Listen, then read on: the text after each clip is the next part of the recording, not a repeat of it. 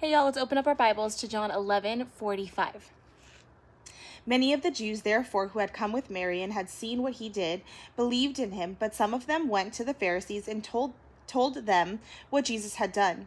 So the chief priests and the Pharisees gathered the council and said, "What are we to do? For this man performs many signs. If we let him go on like this, everyone will believe in him, and the Romans will come and take away both our place and our nation."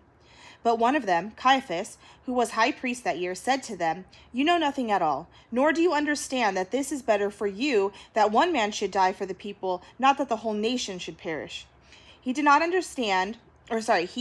say this of his own accord, but being high priest that year, he prophesied that Jesus would die for the nation, and not for the nation only, but also to gather into one the children of God who are scattered abroad.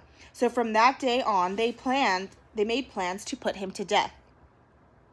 Jesus therefore no longer walked openly among the Jews, but went from there to the region near the wilderness, to a town called Ephraim, and there he stayed with his disciples. Now the Passover of the Jews was at hand, and many went up from the country to Jerusalem before the Passover to purify themselves. They were looking for Jesus and saying to one another as they stood in the temple, "What do you think? That he will not come to the feast at all?" Now the chief priests and the Pharisees had given orders that if anyone knew where he was, he should let them know so that they might arrest him. 6 days before the Passover, Jesus therefore came to Bethany, where Lazarus was, whom Jesus had raised from the dead.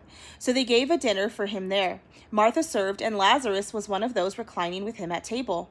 Mary therefore took a pound of expensive ointment made from pure nard, and anointed the feet of Jesus, and wiped his feet with her hair.